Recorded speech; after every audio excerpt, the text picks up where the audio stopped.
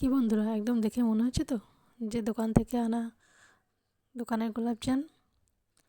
আর দেখো, আজকে কিন্তু এটা আমি আটা ময়দা কোনো কিছুতেই বানাইনি, এটা কিন্তু সুজিতে বানিয়েছি। আর এটা কিন্তু বাড়িতেই বানানো, দোকান থেকে আনা না। তো চলো আজকে এই সুজির গোলাপজামের রেসিপিটা তোমাদের সঙ্গে আমি শেয়ার করে নিই কী করে করলাম। তো দেখো, এখানে আমি একটা ননস্টিকের কড়াইয়ে অল্প একটু ঘি দিয়ে দিয়েছিলাম। তারপরেই দেখো 1 বাটি মতো সুজি দিয়ে দিলাম। তো এটা কিন্তু তোমরা পুরোপুরি মাপ অনুযায়ী করবে, মাপ ছাড়া করবে না। তো দেখো, সুজিটাকে এবারে আমি অল্প অল্প ভেজে নিচ্ছি। আর সুজিটাকে ভাজবে, সুজিটার রঙটা যেন পরিবর্তন না হয়, জাস্ট রঙটা যেন সেমই থাকে, শুধু একটু কাঁচা ভাবটা যাওয়ার জন্য জাস্ট একটু ভেজে নেবে। আর দেখো, আমি ওর সঙ্গে একটু লবণ অ্যাড করেছি। আর দেখো, এখানে আমি 1 বাটি যেহেতু সুজি নিয়েছি, তার জন্য 2 বাটি দুধ আমি আগে থেকেই পরিমাণ করে মেপে নিয়েছিলাম। আর দেখো, মাঝে মাঝে ওই দুধটা দিতে হবে, একবারে দেবে না, দিয়ে একটা ডো তৈরি করে নিতে হবে। একবারে দিলে কিন্তু সুজিটা দলা পেকে যাবে। তা তোমরা অল্প অল্প করে করে দিয়ে দিয়ে এই ডোটা তৈরি করে নেবে।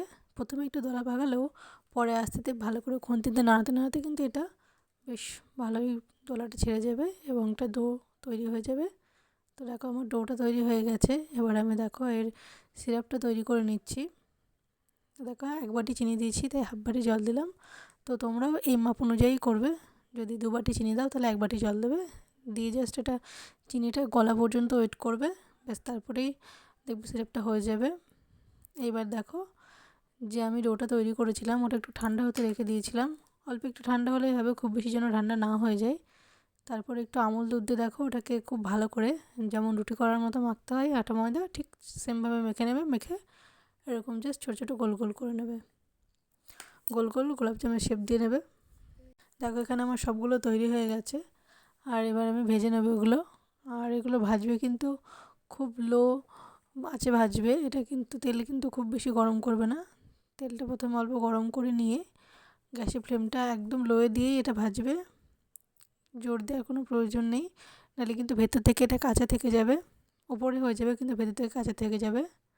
তো দেখো, এগুলো আমার ভাজা হয়ে গেছে। আর এগুলো একটু তো ফেটে গেলেও কিন্তু কোনো চিন্তার কারণ নেই। দেখো, আমার হয়ে গেছে। এবার আমি তুলে এগুলো স্টেপে দিয়ে দিলাম, দিয়ে এগুলো বেশ খানিকক্ষণ ডুবিয়ে রাখলে তৈরি হয়ে যাবে। তো দেখো, সেমভাবে আবার আবার আমি কটা ভেজে নেব। তো এগুলো দেখো একটু আমি কড়া করে ভেজেছিলাম, আর বাকিগুলো দেখো একটু হালকা ভাজবো, হালকা কালার করে এগুলো ভেজে নেব।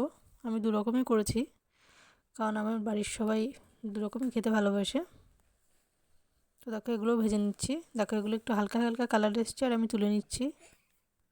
দেখো, এবার এগুলো তুলেও আমি রসে দিয়ে দিচ্ছি। ব্যাস, দেওয়া হয়ে গেছে। এবার আমি বেশ খানিকক্ষণ রেখে দেবো এগুলো, তাহলে রেডি হয়ে যাবে। আর দেখো, তোমাদের যদি রেসিপিটা ভালো লাগে অবশ্যই কিন্তু লাইক করো, কমেন্টে কিন্তু জানিও যে রেসিপিটা কেমন হয়েছে। আর বাড়িতে কিন্তু অবশ্যই রেসিপিটা একবার করে খেও, সবাই দেখো দারুণ সুনাম করবে তোমার। তো দেখো কত সুন্দর হয়েছে গোলাপজামগুলো, দেখে মনেই হচ্ছে না বাড়িতে করা, পুরো মনে হচ্ছে দোকান থেকে আনা। তো চলো আমি তোমাদের একটা কেটে দেখাই যে ভেতর থেকে কত সুন্দর নরম তুলতুলে হয়েছে। দেখো